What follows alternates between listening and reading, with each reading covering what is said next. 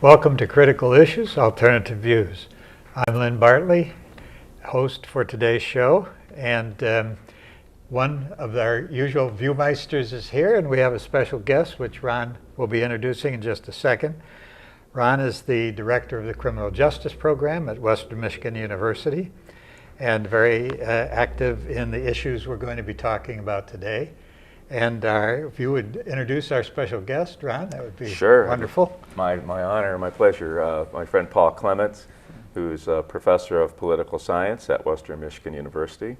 And Paul directs the master's program in international development administration within the political science department.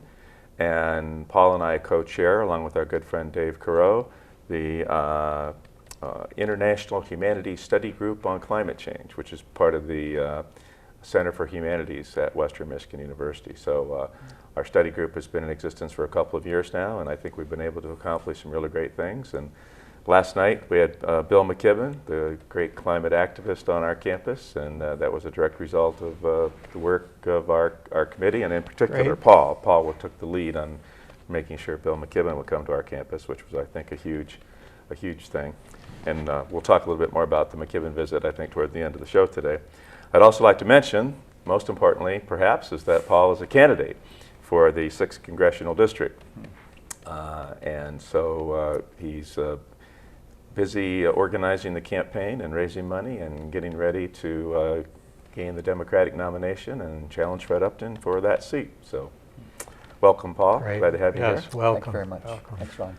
So we've got some important things going on in Washington. Or not going on, I guess. Let's begin there. Yeah, let's talk about this government shutdown. So let's point out that we're taping this on Friday, October 11th. So as of this particular date when we're taping, the government is still shut down. And looming on the horizon is also the question about raising the debt limit, which could mean that the United States government would be defaulting on its loans, and I think Paul will be able to talk about that a little bit more later on. But the situation that we're in, I think, is one where a small minority of congressmen, Republican congressmen who are Tea Party affiliated, have basically exerted their will on the rest of the party, and they are holding the country hostage right now. They won't agree to pass a budget, and therefore the government has had to shut down. And it seems to me that this action is irresponsible in the extreme. It's reckless, very reckless. It is destructive. I mean, many people are suffering right now because of the federal government not being able to do its normal functions. It's extremely undemocratic. I mean, after all, remember, they're doing this, ostensibly the purpose of this was to defund the Affordable Health Care Act, right? What they call Obamacare. That was their goal. We're gonna, and we should point out that this was a law passed by Congress, signed by the President, upheld by the Supreme Court. Since then, President Obama won a national election and was reelected to the presidency. The House has voted on, I think, 41 different occasions to get rid of it, and of course it's not going to happen because the Senate won't go along with it, and the President won't go along with it. So they've lost at every single turn. And despite the fact that they've politically lost at every single turn, they are now using this extreme measure to try to get their way. And again, it just strikes me as exceedingly undemocratic, and it also strikes me as cowardly, that there's a lot of cowardice that's going on. And here I want to particularly point to our local congressman. And I've publicly called Fred Upton a coward on several times on this program, because I think he has exhibited a kind of political cowardice. Especially in recent years. And it seems to me that this is really on display right now, because I know that Fred Upton has even made comments to the media recently that this is not a good idea, that it's not a good idea to try to force a change in the health care law by shutting down the government, and this is causing a lot of people to suffer. So he knows this is not a good idea, and he knows this is a destructive move. And yet, he lacks the courage to vote against this in the House. And I would also have to, point the finger at the Speaker of the House, John Boehner from Ohio, because he also has showing extreme cowardice, I think, and kowtowing to this minority of people within his own party and letting them call the shots. If there would be a straight-up vote on this, and Paul can talk about this perhaps better than I can, but if there be a straight-up vote on this, there will be enough Republicans that would come over and join the Democrats to pass a budget and end this government shutdown, and also to raise the debt ceiling limit. But the Speaker is so afraid of the Tea Party, and Fred Upton is so fearful of the Tea Party that they won't stand up for their own convictions, and they won't vote for this. So now Upton also had the gall to recently write an op-ed piece for, I think it was the Holland Sentinel, calling for all of us to put policy over politics. I mean, I was dumbfounded. I was speechless when I read this. I mean, what do you mean? It's your party, Fred, that is putting politics over policy. It's you who's putting politics over policy, and yet you make this call for this sort of grand, oh, let's rise above the politics. Well, you're the one that has to rise above the politics in this situation. I mean, I just thought it was an astounding piece, a condescending piece that he wrote.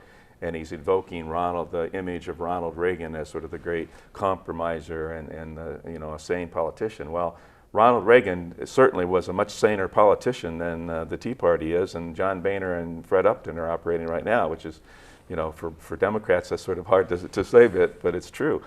And so anyway, we're in a very difficult situation. It's hard to see a way out. Maybe I'll throw it over to Paul now to get his view on all of this as a future member of Congress, by the way. So what's your take on the whole shutdown of government and the way out of this mess? Well, I think that you've already laid out the basic facts of the situation very clearly and very correctly, and that is that we're at a time in the regular budgeting cycle when Congress would normally be putting forward a budget. Congress writes, the House writes the budget, they give it to the Senate, they might go back and forth, they send it to the President. That's how we fund our government. But the Republicans in the House don't want to do that. They say, all right, we're going to hold the health care plan, the budget, hostage for the whole health care plan, and we're not going to pass this budget unless we can defund the Affordable Health Care Plan, which, as you say, simply is not going to happen. So they've got some kind of small extremist minority pushing an unworkable plan, and the consequence of that is the federal government substantially, shutting down. So that in itself is pretty bad political practice. But then we have the next step, and that is the debt limit, and that's where we're heading just in a few days' time. And if shutting down the government is bad, if they were not to pay our debt at the time when the debt comes due, that would be absolutely catastrophic, not only for our economy, but for the entire world economy. Is this the time you want me to go into the details of that? I know we want to talk about that. Yeah, I think that's the part that, I think people understand the shutdown of the government. Sure. I think people probably don't have a real good grasp of the other looming threat that's out there. So Sure. maybe a little bit more detail on that would be helpful. Okay, well, here's the thing. We in the United States, our government, like most governments, we borrow some of the money that we spend. And it's been an absolutely routine thing for Congress that when we borrow this money and the time comes to pay it back, that they approve what's needed to pay that money back. We've been doing that, Congress has been doing that for decades. So now the time comes when the debts that as our government has taken on are going to be coming due, and it's time for Congress to say, okay, yes, we approve paying back that money we've already spent, that we borrowed to spend, that we owe to people throughout this country and around the world, and they're suggesting that for the first time in history, that United States might default on the debt that we owe to our own citizens and to people around the world. Now, the global financial structure today is built, frankly, on the American economy. We are the strongest economy in the world, and we are the most secure currency in the world, and our government bonds, which have never been defaulted on, are the most secure investment in the world. So they're threatening to undermine the absolute financial foundation of the global economy for their short-term political objectives, where there's no win there. So you use the term irresponsible. It's absolutely irresponsible. Reckless, destructive, all the other words that I use, I think certainly apply to both You bet. government shutdown as well as the... Right. I mean, the debt it seriously threatens to push the United States back into a recession, push our unemployment rate back up to, I mean, who knows, 10, 12, 13, 15%. Who knows how bad it could get if they continue in this reckless, destructive manner. Now, do you think that, I mean, obviously this has to concern Wall Street, it has to concern a lot of wealthy people who would normally be supporters of the Republican Party. Are they able to exert any influence on Speaker Boehner and Fred Upton and others like Fred who would probably vote for this except absent the Tea Party threat? Is there any chance that sanity will prevail here? Or This is the interesting thing about where we are, where the Republican Party is today, and that is the Republican Party, oddly, is no longer the party of conservatives. Because the idea of setting this kind of chaos into the financial system of the world is certainly not a conservative idea. Right.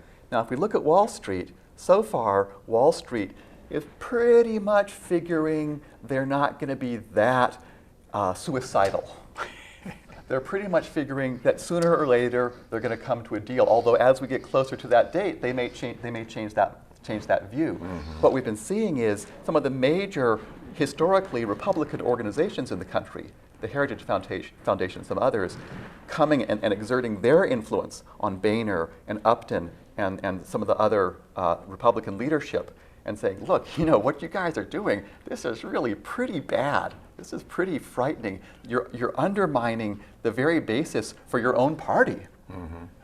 So no, I think the chances of Boehner and Upton and the others backing down are pretty good. You know, again, do they want to be suicidal? I don't know.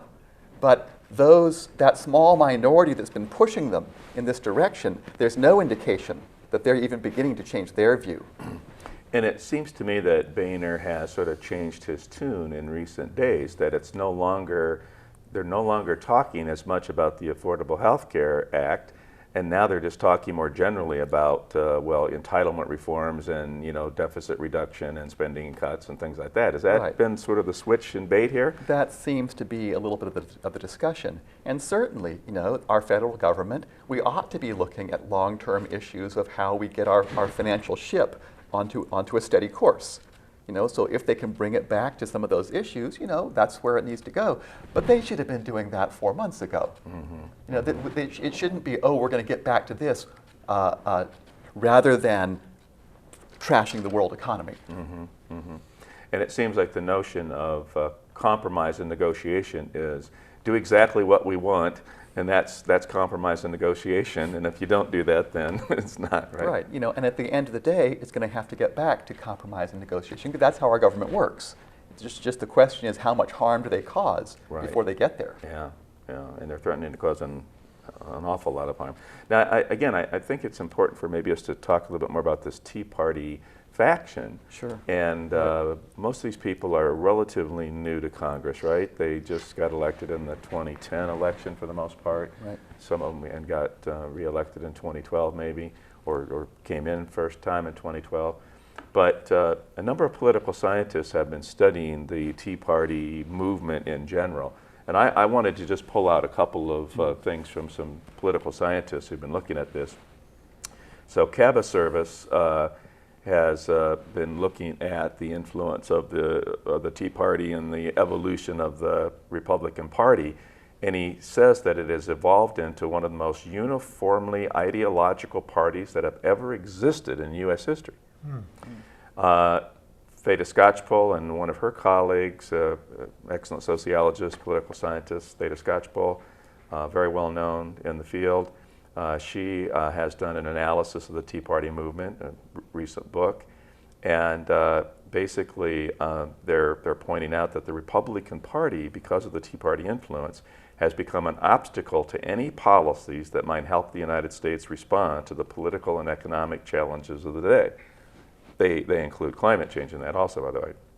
But I think the strongest statement comes from two very well-known scholars of Congress, Thomas Mann and Norman Ornstein. Ornstein works for the Heritage Foundation that you mentioned, the conservative think tank. But both of them have long records of studying Congress. And in their recent book, It's Worse Than You Think, and I think they were referring to this particular crisis that we're discussing today, Their book came out last year. But here's what they have to say. I'm going to quote them directly. The GOP has become an insurgent outlier in American politics. It is ideologically extreme, scornful of compromise, unmoved by conventional understanding of facts, evidence, and science, and dismissive of political opposition.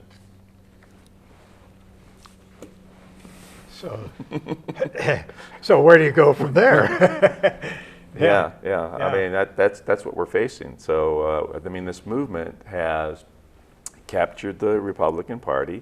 I mean, both parties have been moving to the right somewhat in I think, recent decades. But here now we have an extreme party. And as you say, they're not really conservative. These are radical extremists, aren't they? I mean, what they're calling for is a radical restructuring of our governmental policies in our system, and they shouldn't be viewed as conservatives at all.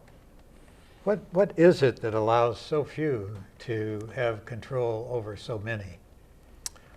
Well, within the party. Yeah, I'll let Sure. Paul answer that because Well, the Republican Party has adopted is what they call the Hassert Rule, and the position there is that they don't want to put legislation forward if they can't get a majority, the required vote for it, from within the Republican ranks. So they don't want to go and say, all right, let's see where we can get the majority of the representatives of the people of this country. They say if we can't get the votes we need for the majority from our own party, well, they only have a majority of about 33 right now.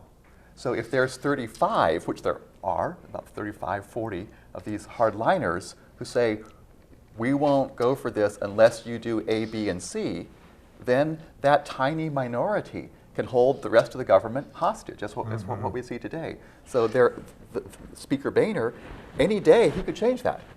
Any day he could say, all right, we're going to put the votes out to the floor, let the representatives of our citizens vote their conscience, vote their politics, whatever, and we could solve this problem today. But he's going by this rule, this self-imposed, made-up rule. It's not in the Constitution. Not in the Constitution. It's just something that they say they're going to do.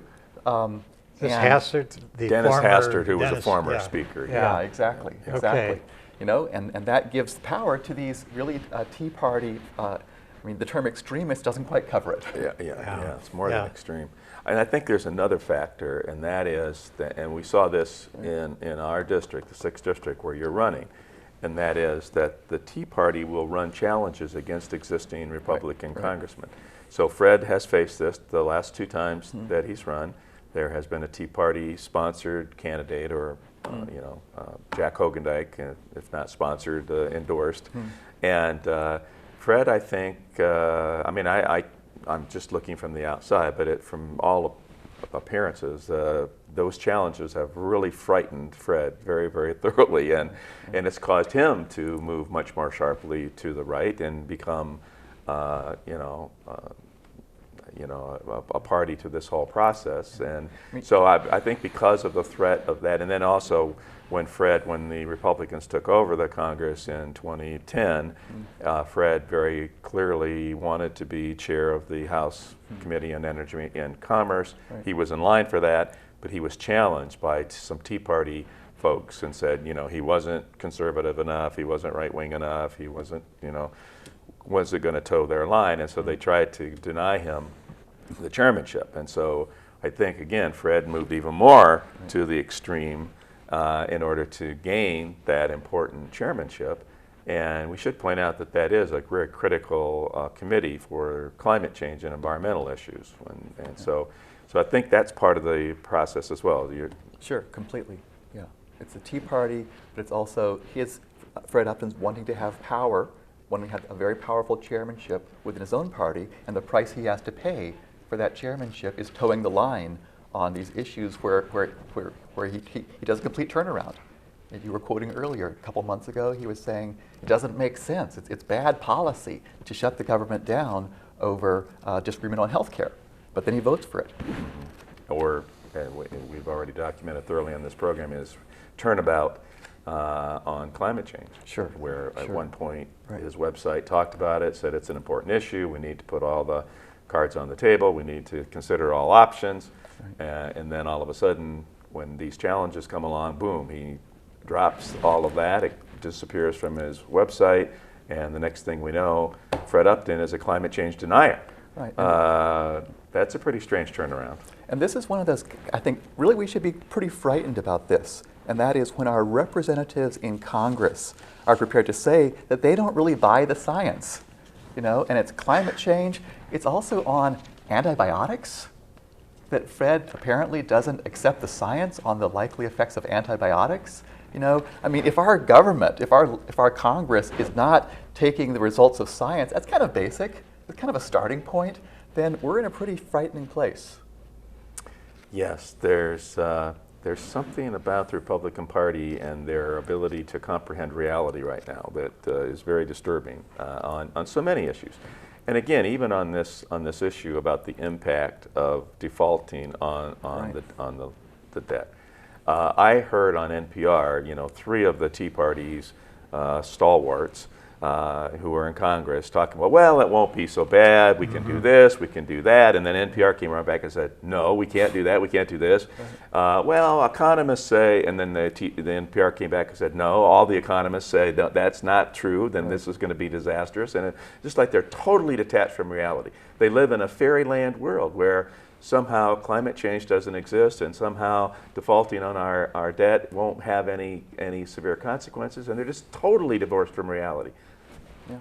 And a lot of other things don't exist, like poverty and needs of poor people.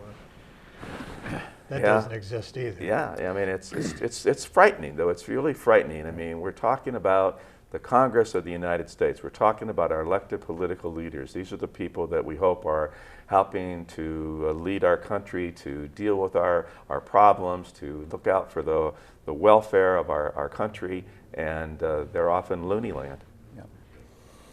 Yeah. Well, I was. We talked earlier about one of the things I found that astounded me, and jogged my memory, was that in 2002, 3, 4, 6, 7, the Republicans voted during the Bush administration to raise the debt ceiling, and apparently it was routine. It was routine. It was a routine vote, and when a Republican president, Democratic president, it didn't matter. Prior to this, it was a completely routine matter, something that had to be done to avoid disastrous consequences, and of course people shouldered the responsibility and they did it. But I think what that also adds in, the extreme hatred of Obama, the fact that there are many Republicans and many people in the country who simply cannot accept the legitimacy of this man as president. And that's part of what's going on here. That's a big factor. I think another factor, which is really kind of frightening, is that there is a substantial proportion of the Republican Party that has a kind of a complete anti-government outlook. If government's doing it, it's wrong. If government's doing it, we don't want it. We want less of it, or whatever. And again, historically, conservatives in this country have wanted limited, responsible government, government that can be effective at doing whatever it is doing. And now we have a substantial proportion of the Republican Party that just takes pot shots at government whenever they can, because that's the extent of their analysis. And that's real cause for concern. That's very frightening also. Yeah. And there's one other factor here as well, and that is the fact that so many congressional districts are gerrymandered. And that provides safe seats for some of these extremists. They don't really have to worry about losing an election in their own district because it's been gerrymandered to be safe for the Republican Party or for them. And so that gives them a kind of political cover, and they can thumb their nose at everybody else because it's not going to affect their own electoral prospects. And so to me, one of the biggest reform issues has to be to do something about the redistricting.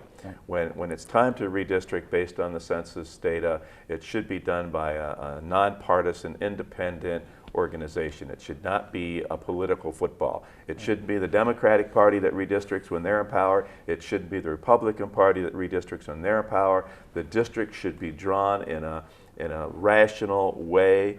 based on population shifts. It should be done by independent, nonpartisan committee. And again, get the politics out of the redistricting, because gerrymandering goes way back in the history of this country, but it's always been wrong and it's always been harmful, and it's even more so today. Right. And you're exactly right. That's a critical factor pushing American politics towards the extremes and not allowing us to solve problems.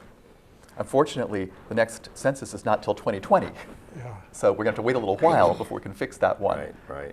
So we've got to deal with the current political reality, and getting some reason back into politics between now and then. Because if we let this extremism continue through 2020, we're going to be in deep trouble. Yeah, and there has to be some way out of it.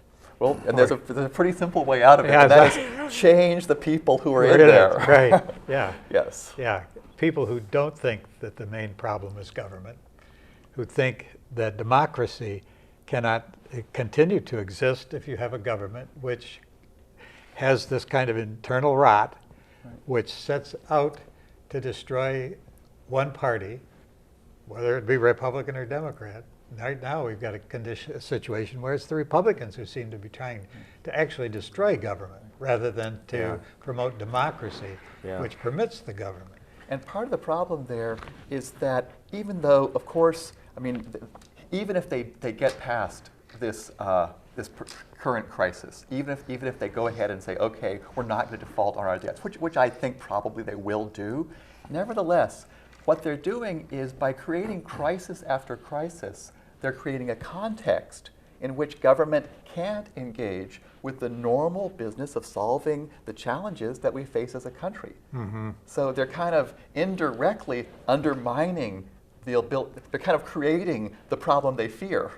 If they fear that government can't do its job, and then they create a condition where government can't do its job, then that's kind of what we see today. And there are a lot of problems. We've got to deal with the long-term health care costs. We've got to deal with getting our long-term budget in order so we don't have such a big deficit. We've got to get back to infrastructure. We've got to get back to education.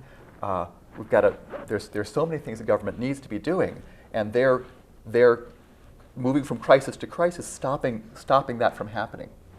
Yeah, there's no ability to do long-term problem solving when you're lurching from one hostage-taking situation to another, and that's what this is, right? And it's utterly wasteful. Yeah. You put people on furlough so they're not coming to work, and you kind of say, okay, we're still going to pay you when you come back.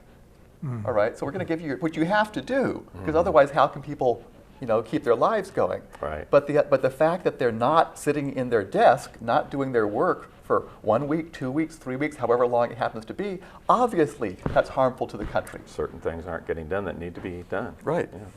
And maybe we should throw one other factor out here in this analysis, and that is the role that money plays in politics, right? It's just such an obvious factor, and there's big money out there that makes contributions to candidates to have them vote their way. It's, to some extent, it's legalized bribery. I thought Bill McKibben last night put it in a way that I think a lot of people could really understand. He said, look, I know you're all Detroit Tiger fans, and I'm a Boston Red Sox fan, but he said, but if the Tigers and the Red Sox play, and of course they are going to play now, he didn't know that at the time he said that last night, but they are going to play. But he said, what if the Red Sox came out and the Red Sox management came out and gave, $10,000 to the home plate umpire before the start of the game? I mean, what would we think about that? Well, even the Red Sox fans would be outraged of that distortion of the game. What kind of a game is it when one side bribes the officials to throw the game in their favor, right? And yet that's what we routinely accept in politics. And it's a sad day when our Supreme Court protects and defends that. It's a sad day. Which it did already in the Citizens United decision, and there's another decision coming down the pike, which concerns the limit on individual contributions, which is what, 213,000 right now, or something like that. Is that what it is? It's the McCutcheon decision that's pending, and I haven't read too much about it. I just sort of have the barest details, but again, it could another Supreme Court decision that could open the floodgates for allowing wealthy individuals to completely control the political process, even more than they already do, and large corporations to control the political process even more than they do. And so that's a distortion. And again, McKibben made the point last night with regard to climate change. Whenever a bill comes up to dealing with an environmental issue, dealing with the fossil fuel industry, you can absolutely predict the vote based on the amount of money they get from the fossil fuel industry. Whether it's Republican or Democrat, it doesn't matter. If you look at who gets the most money from the fossil fuel industry, you can regularly predict exactly how they're going to vote. Right. So that doesn't suggest that people are analyzing the specifics of the legislation and trying to figure out what's best for the country and how are we going to deal with this environmental crisis, or it means that they're bought. They're bought and paid for. It's legalized bribery. It's exactly what it is. And we ought to just come right out and say that's what it is, because it's a distortion of our political system, and it corrupts and erodes our democracy. Yep. And in the context of the sort of lobbying and influence peddling, just for a moment to go back to the McKibben's point, that the State Department did a study, which we've all heard about, and it turns out that they said, yeah, let's go ahead with this pipeline, looks good. Then when they looked at who did the study, why, it was done by people who had been or were friendly to those who wanted the pipeline in. So that kind of corruption internally exists, and it's another one that's very difficult to fight. It is. Find somebody who will tell you what you want to hear. Exactly. So, yeah, hire somebody who will tell you exactly what you need to hear, and that should not be operative in the political system, but it's routine. So, yeah. Well, we talked about Bill McKibben so much already. Maybe we ought to go ahead and talk a little bit more about McKibben's visit to Kalamazoo. And let's plug his book for him, first of all. Maybe, Lynn, if you hold up the book, maybe we can zoom in on it here. Bill McKibben's latest book is called Oil and Honey, and it's more of a memoir than some of his other books have been. And in it, he recounts his, the subtitle, by the way, is The Education of an Unlikely Activist. And McKibben himself said last night at Miller Auditorium that, I'm a writer. If I had my druthers, I'd, rather be home, with my typewriter and not out here on the road doing all these speaking engagements and getting arrested to try to stop the Keystone XL pipeline. So he has moved from a position of being a writer, a very good writer, to now taking on a more activist role, and has created an organization called 350.org. And he explained last night of the 350, which I think we've talked about on this show several times, but 350 is the estimate of the parts per million carbon dioxide in the atmosphere that is safe. In other words, to keep a planet that we've pretty much all grown up on, we need to, as it turns out, get back to 350 parts per million carbon dioxide in the atmosphere. We're actually well over that now. This past spring, in measurements in Hawaii, we hit 400. And we flipped back a little bit, but undoubtedly we'll continue to creep up and go over 400. We have to get back to 350. So, and McKibben adopted this as the name of his organization, 350.org. He started out with 7 undergraduate students at Middlebury College in Vermont, and they've done amazing things. And they've just been, they've covered the entire world. He was showing slides last night from all over the world, from some actions that were taken to really focus on that number 350. And of course, the numbers, rise above the difficulties of language, right? It can be easily understood by everybody, no matter what language we're talking about. 350 is going to be the same thing, mean the same thing for most part. So they've done amazing things, and but as McKibben has evolved in his own activist career, as he explains in the book, he has decided that writing books just isn't enough, and that he's decided that stronger actions needed to be taken. And so he organized these huge sessions outside the White House in which people would be arrested and go to jail to try to convince President Obama not to approve the Keystone pipeline. And it's entirely the president's decision at this point, because this pipeline would cross the national boundary between the United States and Canada. It has to be approved by the president, and it doesn't rely on a vote on Congress. We know how Congress would vote. It's totally dysfunctional Congress at this point. Would approve it if they had a chance, probably, unfortunately. But the president is the one who has to make the decision. He has delayed the decision, primarily, I think, because of McKibben and the enormous influence that's been exerted. But McKibben organized folks to come to the White House in the summer of 2011, or 2012, 2011. And thousands of people got arrested. And they weren't just young people, activists, Occupy folks. They were, people who had hair like mine and wearing neckties like Paul has on today. And to show that this is not a radical extremist thing, to save the planet, to keep the planet that we've all grown up on from changing radically is a conservative thing to do. And so people got arrested, and I think it had an enormous influence on the decision making. So at least Obama held off on the decision, but the decision still has to be made, so there still is a fight here. And McKibben said we've gone from maybe 0% chance of stopping this. This was a done deal at one point. That now we've gone up to 40% chance to stop it. But as he also pointed out last night, just this week, all the major corporations in the fossil fuel industry, ExxonMobil and Chevron, all of them, sent a letter to Obama demanding that he approve the pipeline. So there's enormous pressure coming from the other direction as well. And we know how much money the fossil fuel industry is, the richest industry on the planet. We know how much money they have to throw into this fight, but this is the fight that McKibben is engaged in. And just one other thing about McKibben, and Paul has had a chance to talk with Bill over the last couple of days and maybe can add some insights here, but the other thing that McKibben and 350.org has been focusing on is a divestment movement to try to convince universities and governments, city governments and churches, other large institutional investors to divest themselves from stocks that involve the fossil fuel industry.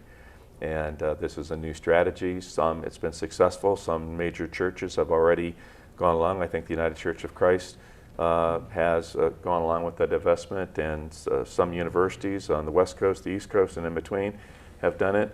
But the movements are springing up all over the place. There's one at Western Michigan University that's just getting started. And we're hopeful that this movement will be successful and convince our president and our board of trustees that this is the morally correct thing to do, to divest the university from these fossil fuel companies who are right now a vast criminal enterprise, as Tom Engelhardt put it the other day. What they're doing is criminal in nature. But by continuing to extract fossil fuels and burn them and sell them, they are destroying the planet. They are increasing the chances that we're going to go well over the 2 degrees Celsius increase that we're already thinking is going to happen. We're 1 degree there already. 2 degrees would be disastrous, but we probably can't keep it below that, but we certainly don't want to go well above that to 4 and 5 degrees. So I really applaud Bill McKibben. To me, he's just one of the best activists around, and I thought his talk last night was just superb, and we had a huge crowd at Miller Auditorium. And again, Paul, congratulations. That was tremendous that you were able to put together such a great program. Right. Well, thank you very much. In discussing this, I think it is helpful just to go back once more over the basic scientific realities. And that is that already with the carbon dioxide that humanity has put out into the atmosphere, we've already raised the global temperature about 1 degree Celsius, just about. And that has been enough to give United States the hottest summer in our history last year. That's been enough to give us Hurricane Sandy. That's been enough to give Australia droughts so serious that they had to create whole new categories of drought because it's worse than any drought they'd ever seen before. That was already enough to put a third of Pakistan underwater because of just more. So you get both extremes in terms of rainfall and extremes in terms of drought. As well as McKibben's presentation, as you know, we've also had this whole series of 20-some Right, events, right. many of which have already taken place, some of which are still going to be happening. But we've had one from a guy named Mark Cowell, a geographer, who was talking about the consequences for American agriculture. And what happens is, okay, we're already at 1 degree.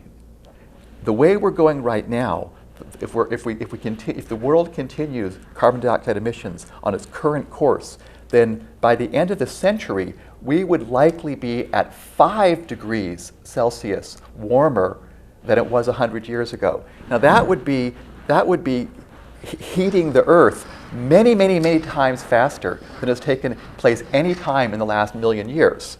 That would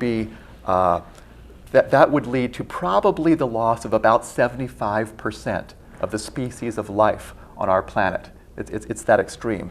But to begin to understand the consequences of that, let's take for American agriculture. You have on the one hand the increasing heat. On the other hand, you have increasing drought, which would particularly affect the United States west of the Mississippi. So increasing heat then means that evaporation of whatever moisture happens to be there is going to be much faster. Increasing drought just means there's going to be much less water there. And we see what's currently a substantial part of our breadbasket, major areas of corn and soybean production that would turn into a dust bowl if we move towards even 3 or 4 degrees, much less 5 degrees. And the problem is we're already seeing this in substantial parts of Africa. We're already seeing hundreds of thousands of additional deaths each year due to undernourishment, due to not having enough food, people having to leave their farms because they can't farm there because it's too dry. We're already seeing that, and all these things are going to dramatically increase. And so when you talk about the fossil fuel industry that's making profit by taking this oil out of the ground, the oil and coal, and selling it so they can make a profit, and then they get extra money, and the consequence of that is people around the world today and in the future not being able to grow crops, not being able, the subject to drought and flood, no longer being able to farm. What they're doing is they're killing people. They're killing people by continuing this for their own profit. It's perfectly legal today, but for him to call it criminal, and on Utah call it criminal as well, I think it's morally correct. Say a little bit more, Ron, about this criminal kind of view of it and a way of capturing another kind of perspective. Well, and I gave a talk in the series that Paul was talking about a couple of weeks ago, and I expounded on this. So to give you the real short version, when I first started reading about climate change issues, I was struck by how often people did use the language of crime and criminality to talk about what's going on. And they were talking about it in a number of different ways. One, again, when fossil fuel companies are extracting and selling and burning these fossil fuels, which contribute to the destruction that Paul is talking about and the deaths, that struck me as, again, a kind of blameworthy harm, if we want to use that term. It might not be illegal, it might not be sanctioned by states at this point, but it seems to me that it's a kind of blameworthy harm, and criminologists do talk about blameworthy harms and how they do become eventually condemned by publics and sanctioned by states. And some of my colleagues, one who is currently the president of the American Society of Criminology, a very mainstream criminologist, said that one of the missions of criminologists is to focus on unrecognized blameworthy harms. And this is to some extent an unrecognized blameworthy harm that's occurring, and it should be condemned by the public, and it should be sanctioned by the state and dealt with by the international political community. And that's not happening yet, so perhaps criminologists can play a role in all of this. Now, my own take is that when people use the terms crime and criminality, and I mentioned Tom Engelhardt using the notion that the fossil fuel industry is a vast criminal enterprise, just as one example, I think people are using the term crime there in a very symbolic way, right?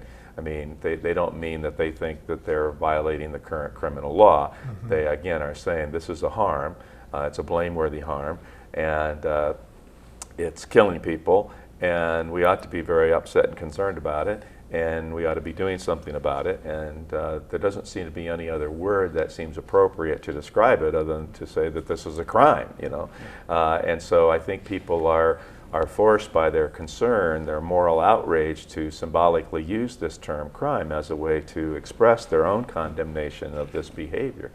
And then when governments fail to act, when because of climate change denial efforts on the part of corporations and conservative think tanks and our congressman turning his position completely around, and failing to act and blocking any action, as he's actually doing. He's not just failing to act, he's blocking any possible actions, trying to strip away from the Environmental Protection Agency its legal ability, determined by the Supreme Court, its legal ability to regulate greenhouse gases.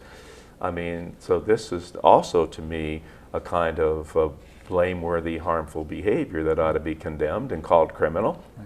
And so, you know, again, I think there's sort of a broader kind of mission to, you know, cast these morally blameworthy harms in a broader context where we see them as crimes, and hopefully that is a way to generate moral outrage to get people to work to actually deal with these things. And when you talk about actually dealing with these things, one of the points that McKibben made last night that in our series has been made by many of our speakers many times is the technology, we have the technology today to solve the problem.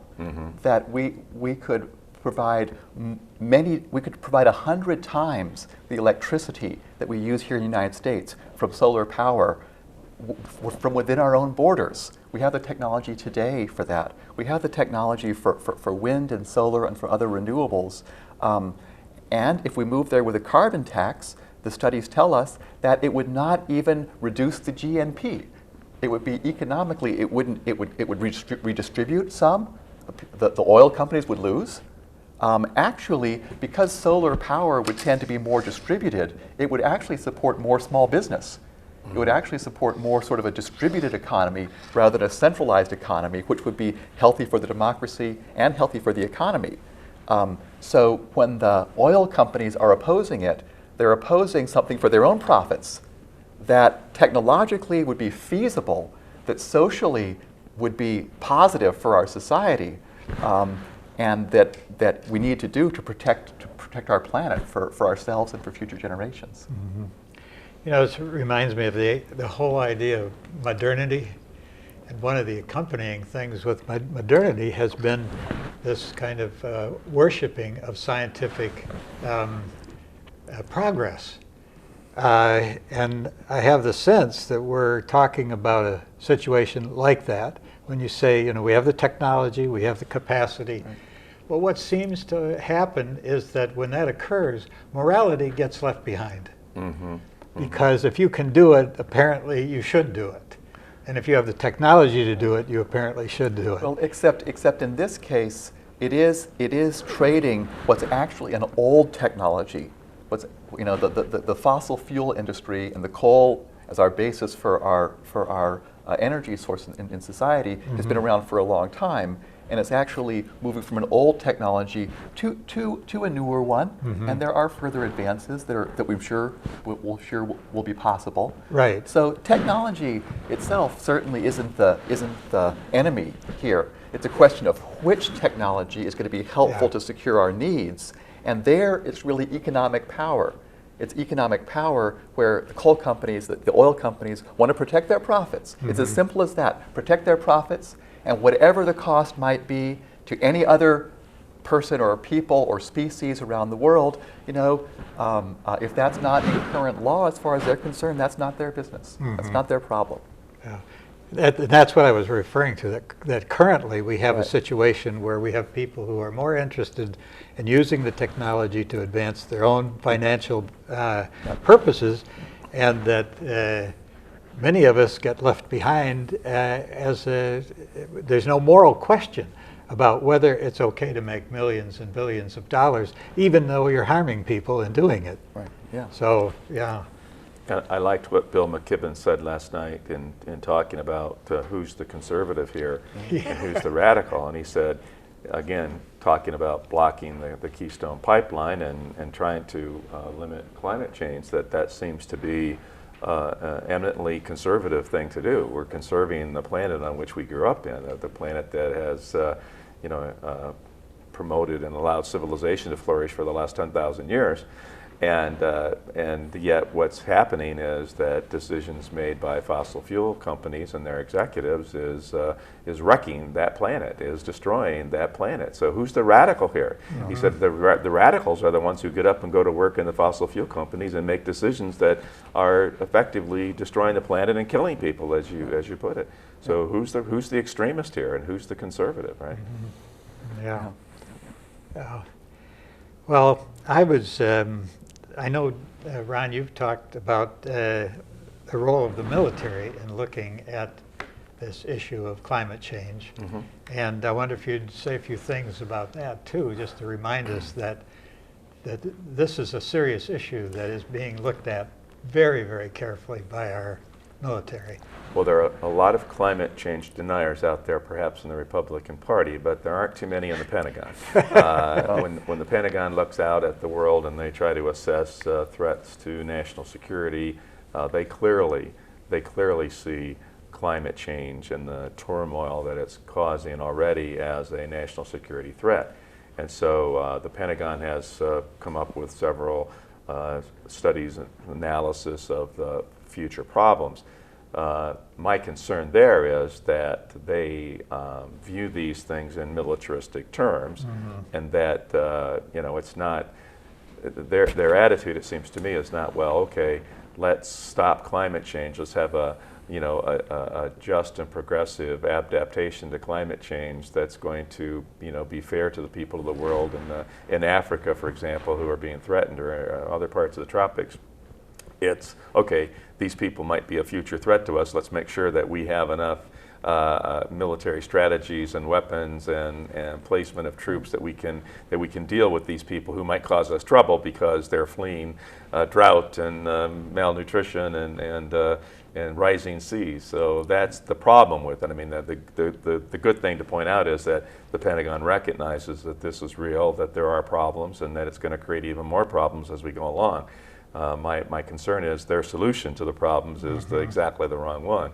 And so, while we can point to the Pentagon's analysis, we also need to point out that that's not the best way to go. There are other ways that we need to work on to mitigate the emissions in the first place, but also if we have to adapt, which we do, we can't leave out adaptation from the equation now, because as we've already indicated, we've built in at least probably a 2 degrees Celsius increase over the pre-industrial average.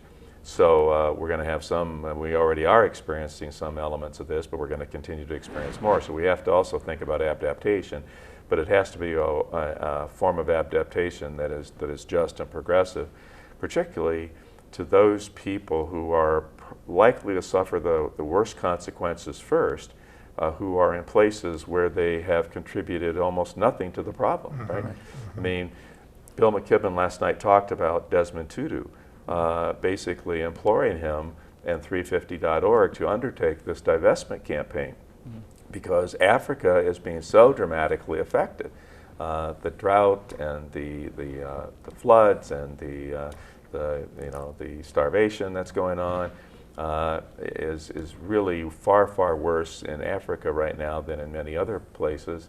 And yet the Africans have contributed almost nothing to the problem, right?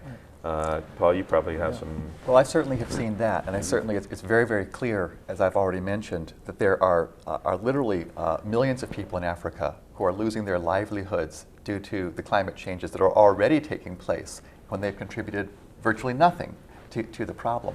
But I do think at this point we should go back to one of McKibben's central points, and that is that, we've been talking about climate change, it's been in the news for a long time, and people are, to some extent, regularized. They've been hearing about for a while. We do need to emphasize that it's past time for it to be urgent. That Bill was talking about the Keystone Pipeline, that if this pipeline moves forward, then what it sets in motion is the release of these worst of all forms of petroleum, the tar sands, one of the worst polluting tar sands that we know, it sets up for many times more increase in carbon dioxide than what we could allow with any kind of safe measure. So it's absolutely critical that we stop this Keystone Pipeline now. If we've talked about 350, stopping at 350, and we're now at 400, and the momentum being towards 450. If we want to not get over 450, which is going to be bad enough, if we want to not get over 450, if we want to not pass that 2 degrees Celsius, the time to act is today. And so that's what makes addressing the Keystone Pipeline so critical. It's so important for Obama to make the right decision on this and to say, no, we don't want that pipeline. Otherwise, as Hansen has said, it's game over for the planet. Yeah. Yeah. So the time to act was 20 years ago. Right. Yeah. And we didn't do it then, so we got to do it now. And increasingly urgent. But blocking Keystone would be an enormously important symbolic step, as well as a practical step to keep those. And we should also point out that the extraction up in Canada is just absolutely devastating to the environment up there.